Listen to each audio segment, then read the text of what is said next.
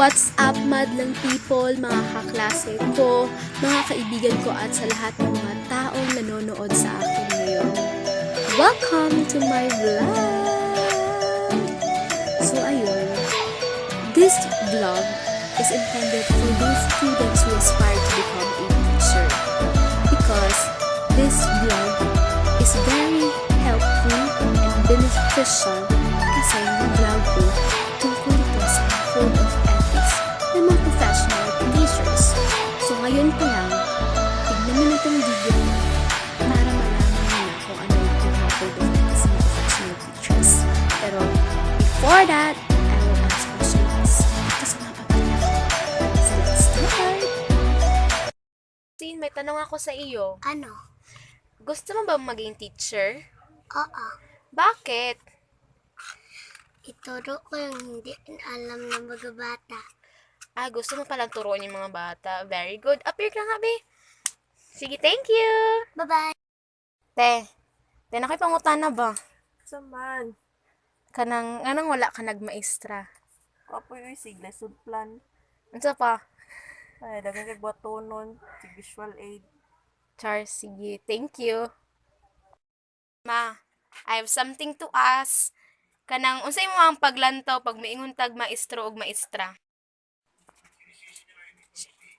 Siyempre, dako gyud kog expectation sa mga teachers, ilabi na kaning mga ginikanan, kay sila manggod ang nagsilbi og kanang ikaduhang ginikanan sa mga estudyante nila. Ug isa pa, kung moingon tag teacher, sila gyud na ang hawd ug bayani sa lipunan. Sige, salamat, ma. Welcome! So, since narinig na natin at na-witness kung ano yung sagot ng pamilya ko patungkol sa kung ano ang teacher para sa kanila, of course, nakakasaya, nakaka-proud, at nakaka-inspire if you will become a teacher someday. Kasi it's really indeed that the people, the society, expect a lot from you. You play a big role here in the society because they expect a lot from you and you have to meet those expectations from them. So, ngayon, mahalaga talaga matutunan niyo ang code of ethics for professional teachers kasi this code of ethics should be applied as you will become a teacher someday. Kaya huwag na natin patagalin pa. Let's learn this habang maaga pa. So, ayun basta yun, so that we will be aware of these things. So, let's start! So, the first thing that we're going to talk about in the Code of Ethics for Professional Teachers is that it's all about the professionalism, which is under the Article 11.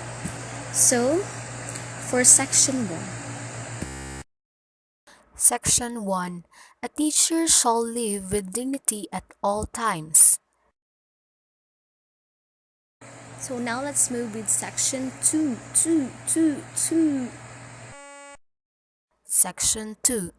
A teacher shall place premium upon self-respect and self-discipline as a principle of personal behavior in all relationships with others and in all situations.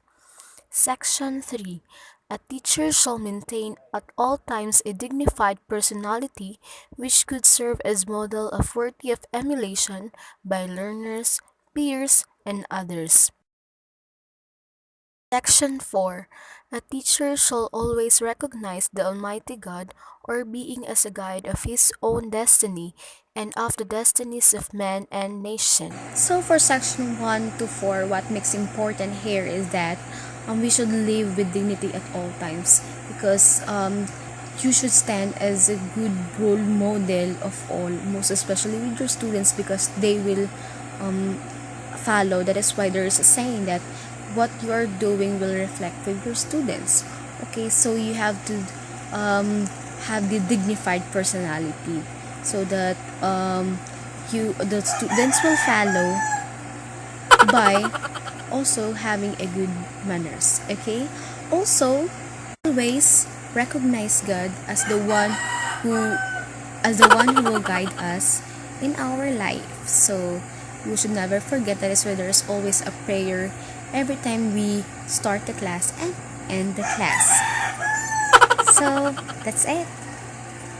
So, in the Code of Ethics also, which is adopted in Section 7 in Republic Act 4670, integrity here is very essential. You wanna know why? So, alamin natin ito ngayon.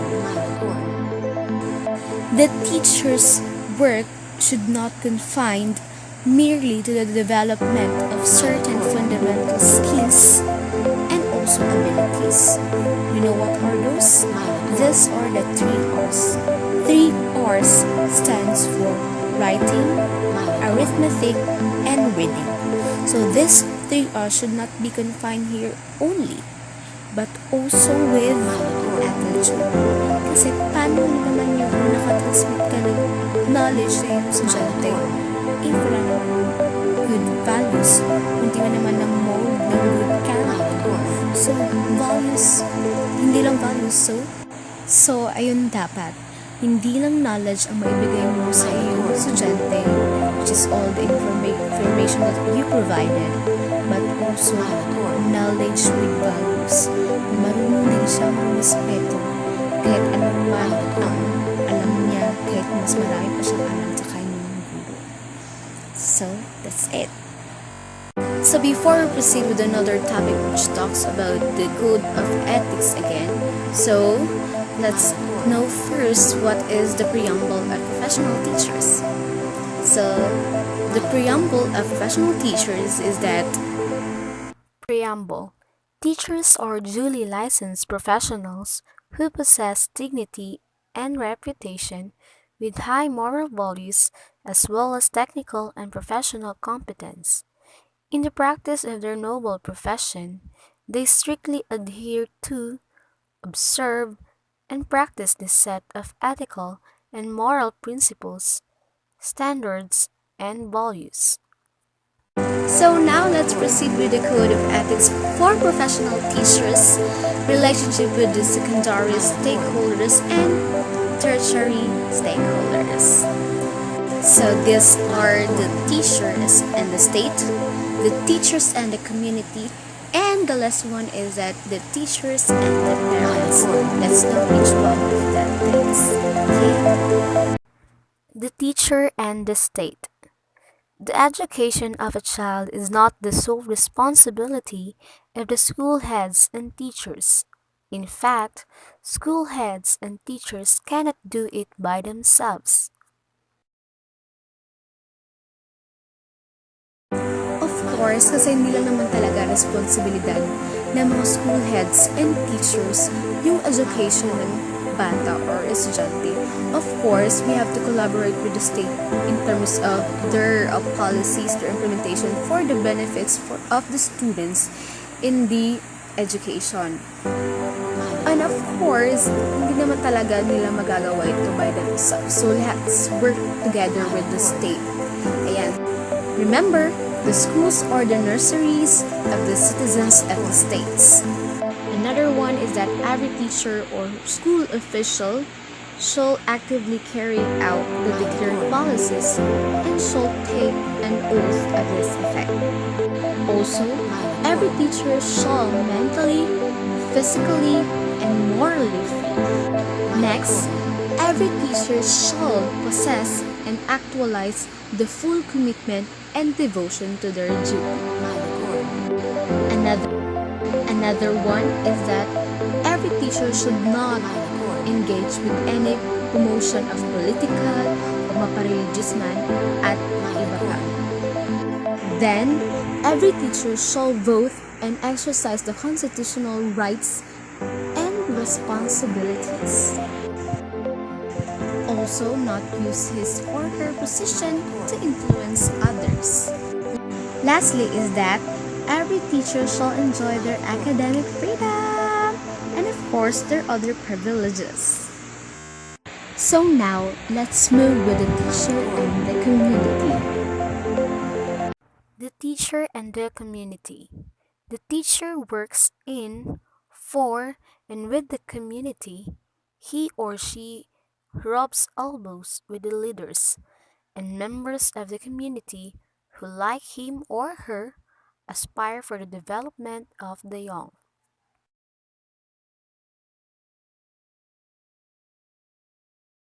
Of course, as a teacher, you should not only work or collaborate with the state, but also with your community. If you can see or observe that there are a need for your community, which is related with your profession, of course, you can help them. For the development of young, remember, in this category, the teacher is the facilitator of learning and of course the development of the youth. Every teacher should provide initiative and leadership to actively participate in the community, pamoral man, mapasocial man, at iba pa. And every teacher shall merit reasonable social recognition. Then, every teacher should help the school to keep the people from their community. Also, every teacher is an intellectual leader in the community. Kaya pa ba? Kakayanin. Meron pa tayo dito. Every teacher shall maintain harmonious and pleasant relationship with the others. A teacher also possesses to attend the church. But remember, you cannot use your position to influence others. Okay? So, dapat, a teacher should be involved in the community, not only to collaborate with the state. Okay, ngayon, for the last category, it is all about the teacher and the parents, and this is the most important thing also that we should know. The teacher and the parents. Parents are secondary stakeholders while their children are primary stakeholders.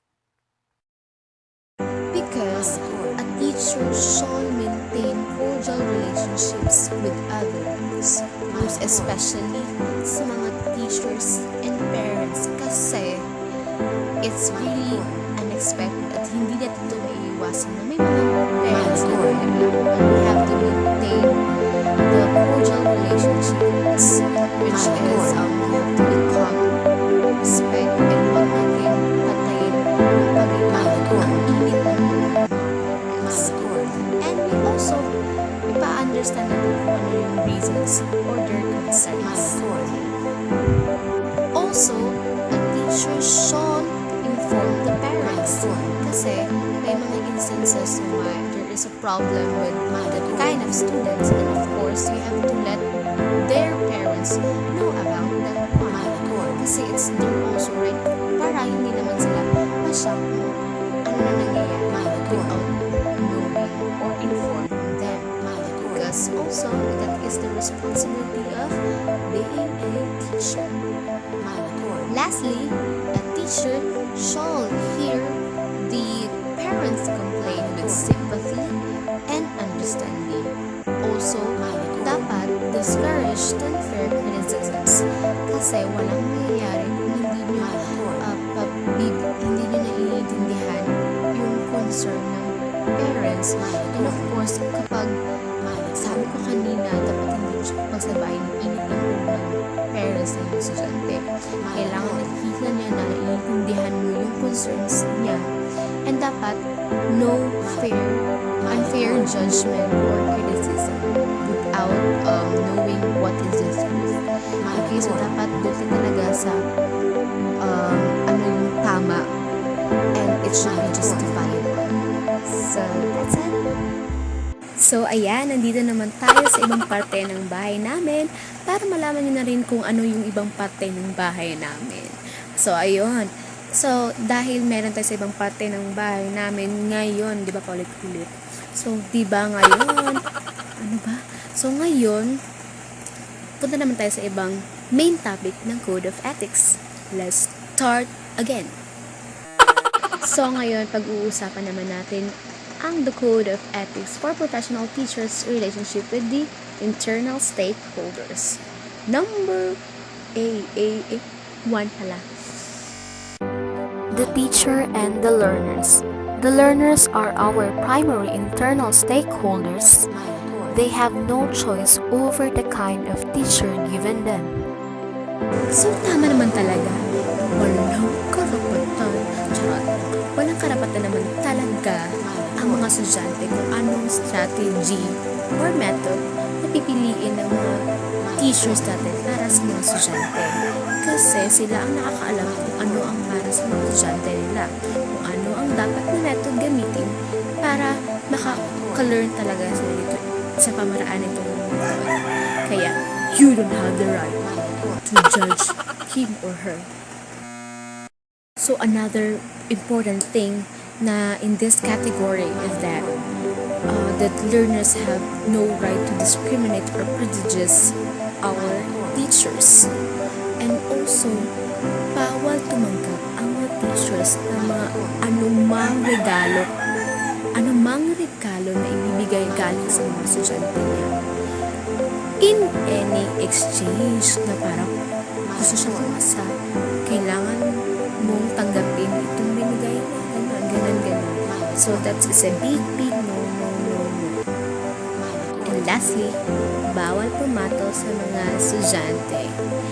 Hindi natin maiiwasan, may mga gwapo at magaganda na mga estudyante natin. But, take note, bawal yan. Tanggalin mo natin yung mga dyan na hindi maaaring gawin. Okay? The next one category is that the teacher and the teaching community. Sa The teacher and the teaching community.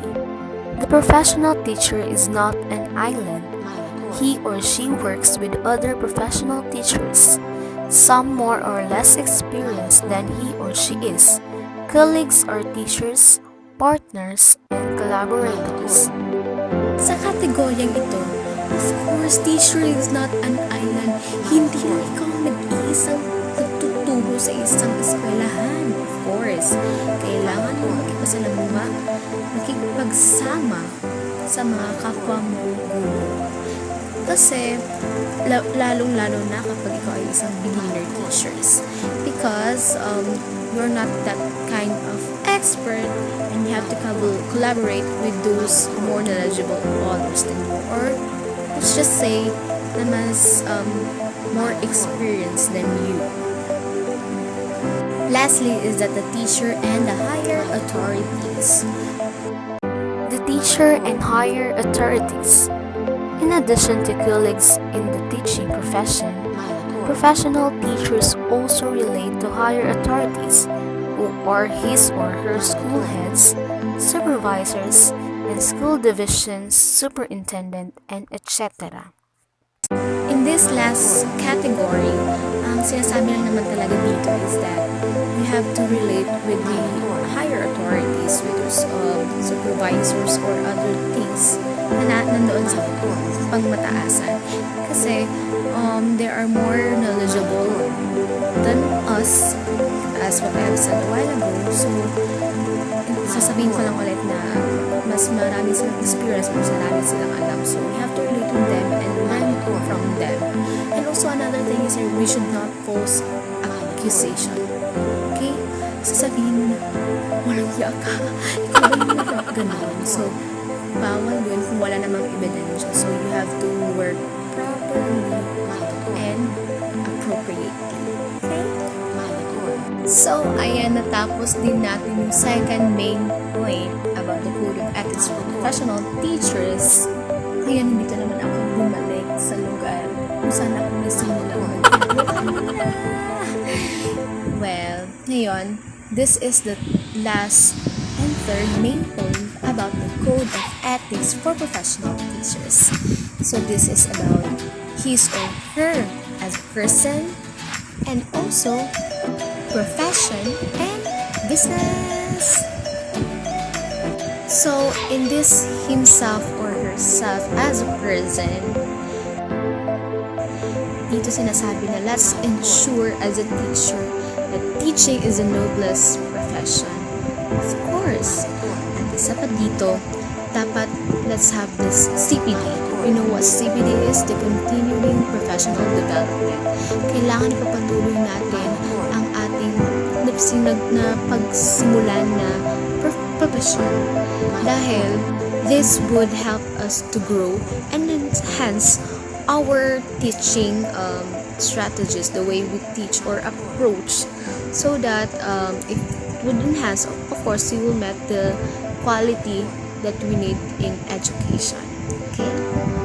It just reminds something about the CPD. The more we earn credentials, it's not about your concern is about the salary, but the more we earn credentials, the more we should be humble. It must be. Okay? The teacher as a person shall live dignity at all times, or let's just say dignified personality, because I will tell you, all eyes are in you and you are a teacher, so you should live with dignity. You should have also a good manners, follow what is right and do not do what is wrong. That's it.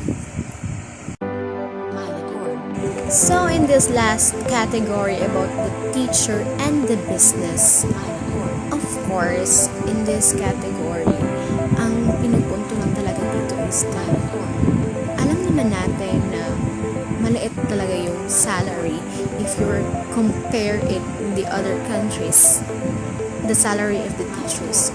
But despite of that, please, may mga teacher kasi na nagtitinda or nagbebenta ng mga kahit anong produkto pa yan. At isa pa, nagagalit pag hindi ka bibili. At pauutangin ka pa. Ayan, diba? It's not good na pag ganyan kasi you're out of control of your students. Kasi nakafocus na sa pagbebenta kasi naman sa pagtuturo. So there's also a distraction of that. So it's a big no. So ayan, natapos na rin tayo sa wakas. Tapos na rin tayo sa ating pagchika tungkol the Code of Ethics for Professional Teachers. So yun pala yung mga Code of Ethics for professional teachers, and dapat na-apply natin yun if you become a teacher someday, most especially to those students who aspire to become like us. Of course, so I hope marami kayong natutunan ngayong araw na ito, and you should not forget these things because this would be helpful as you will become a teacher someday. Okay?